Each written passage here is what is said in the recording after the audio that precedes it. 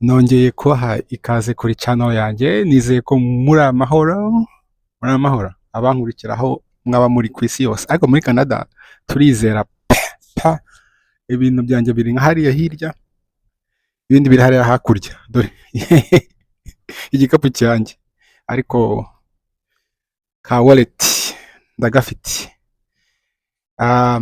harimo n'amafaranga ahubwo nimukore subscribe ndebe ko YouTube yaduha kuri iyo revenue. Mumeze gute uyu munsi ni ku cyumweru, nagira ngo tuganire ku ngingo abenshi wenda baba batekereza ko wenda atari ingingo yoroshye kuri bamwe, ariko tugomba kuyiganiraho. Si byose nicyo kintu ino channel igamije, no kugira ngo tuganire kuri byinshi, hanyuma tugire icyo twageraho mu kuganira ni byiza, nibwo tutaba wenda duhujije ibitekerezo uko twese tubyumva, ntabwo bigomba kutugira abanzi, ahubwo bigomba kudushira hamwe, kuko ndabizi abanyafurika iyo tutabona ibintu byinshi kimwe, usanga haba hajemo akantu. Ndabese se nk'uko nabwiye Sabe ngende umugabo ukunda gusoma, mba nibereye muri biblioteki. Akenshi hari umuntu akunda kumbaza batese shima ni karame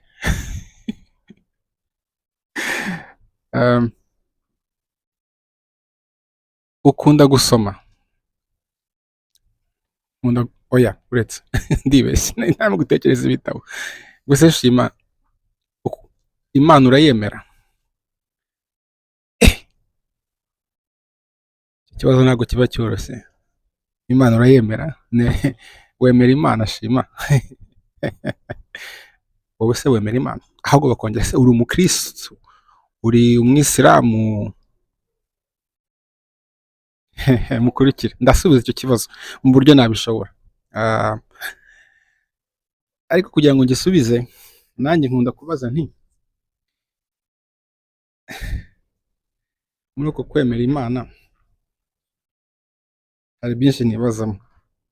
Icya mbere ni iki? Ni iyihe Mana? Mu nkurikire hari aho ngiye. Ni iyihe Mana?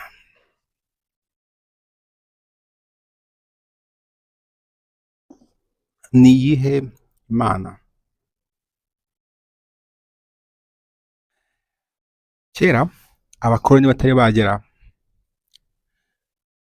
aho abakurambere bacu babaga, aho tuzi nk'u Rwanda, akenshi dukurikiye amateka yanditswe n'abakoloni, kuko biravugwa yuko abakurambere bacu ntago babashije kwandika, biravugwa, tubyakire gutyo, kuko ntabwo hari mu byasigaye ntabwo hari inyandiko zabo z'abakurambere zaba zarabonywe nk'uko tugenda tubona nko muri Egypt hieroglyphy, cyangwa no muri Ethiopia inyandiko zabo ziracyari n'ahandi hose mu isi. Abacu rero ntawamenya, ariko tuvuge ko ntabwo bigeze bandika, kuko akenshi amakuru bayavugaga gutya, ahubwo ibaza kuza kugira social media no technology, so bavuga ko twakoreshaga oral, amagambo, kurumva nabyo harimo memoire ihambaye. Abakecuru n'abasaza bacu baduciraga imigani kera nkiba mu Rwanda, narabyemeraga cyane, nyine ukuntu batekerezaga bakakubwira ibintu byose bivuye mu bwonko, ariko ikibazo cy'uko ibintu wenda umuntu aba yarafashe mu mutwe ukagenda asaza, ni nako story zigenda zihinduka. Yego, amateka twigisha byinshi, cyane cyane nkunda gusoma amateka mbere y'uko abakoloni bagera iwacu, kuko ni nk'aho Afurika cyangwa mu Rwanda ni nk'aho byinshi tuzi ubuzima bwatangiye mbere nyuma y'uko abakoloni bahagera, kandi ntago bahageze twari duhari, sibyo? Ibitero by'amateka. Noneho rero hari ukuntu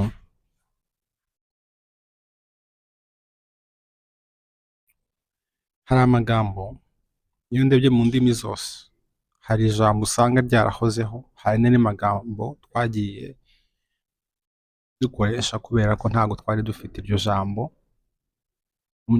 mu ndimi twavugaga.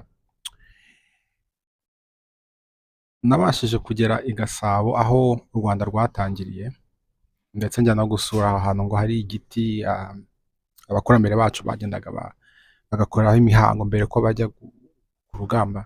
Hari ikintu bambwiye bati Imana, bazaga gusenga Imana, urumva ko ni amagambo ari mu Kinyarwanda, njye bikambwira ko God, Dieu, tuba tuvuga ubu ngubu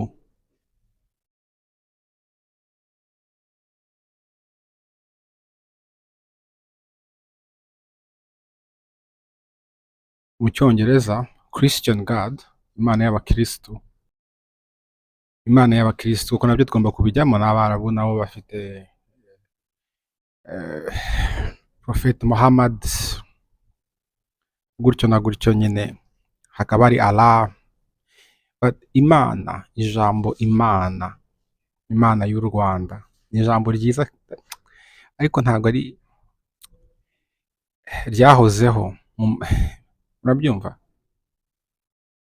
Kandi mu gusesengura around, njye numva ndacyashakisha, ariko njye numva Imana, abakurambere bacu, abakurambere, Imana y'u Rwanda ntabwo ari Imana mu buryo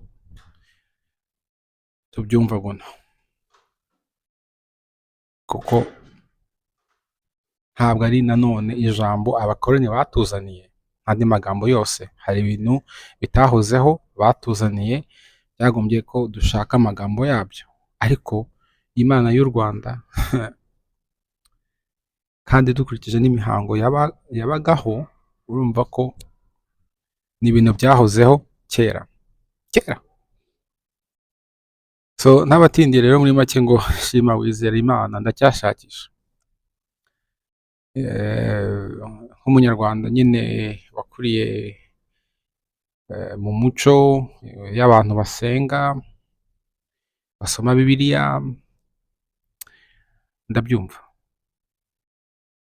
ariko nanone Kiliziya, kwizera biza mu buryo bwinshi. Ntabwo ngiye ku giti cyanjye nemera ko abakurambere bacu ibyo bavuga ko ibyo bakoraga ari mu gikirisitu, bavuga ko ari de païen, babishyize ku ruhande cyane.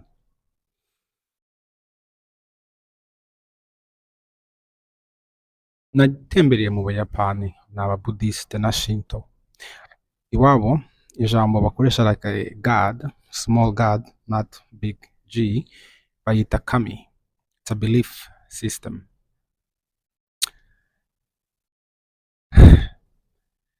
Ndacyashakisha, ndi mu nzira yo gushakisha, ariko nkurikije ibyo byose nagiye mbabwira, kwizera ni byiza kandi ndumva hari benshi bifasha, ariko nanone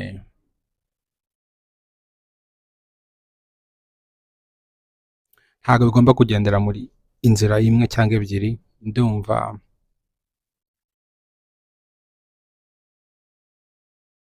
n'abo twari turi, abakurambere bacu nabo bari bafite inzira bari barimo. Ndacyashakisha, ni nayo mpamvu ino channel ihari, niyo mpamvu mvuga Ikinyarwanda nubwo ntabaye mu Rwanda imyaka myinshi, nubwo nahavukiye, ariko nibigera igihe nkumva ko yego turi mu majyambere, ntabwo twasubira nanone mu bintu byose byakorwaga mbere y'uko bazana modernization, amaterambere, ariko ngewe numva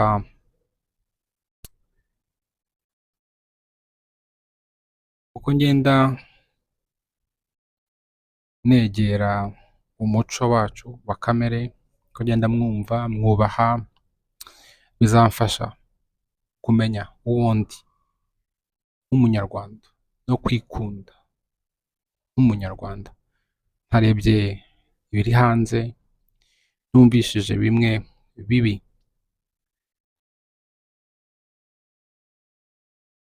byavuye mu bukoloni, ko biracangacanga ukuntu. Noneho nkazagira balance, ntabwo mvuze ko uzareka bimwe n'iki, ariko ndagira ngo mu kwishakisha wenda namwe wenda mwansanga muri iyi nzira, twongere twandike amateka yacu mu buryo natwe byumva, dukurikije natwe ibyo twagiye, ibyo turimo kugenda dusoma twiga. Abambaza rero bati se Shima, wizera Imana? Iyihe Mana? Kandi ndacyishakisha, ntabwo nababwira ko ntari umukristu. Narabatijwe mu baprotestante, abaprotesta ahubwo uretse abadivantiste niba ntibeshye, narabatijwe ndetse no mu bakatolika nyuma. Bibiliya ndayisoma, narayisomye.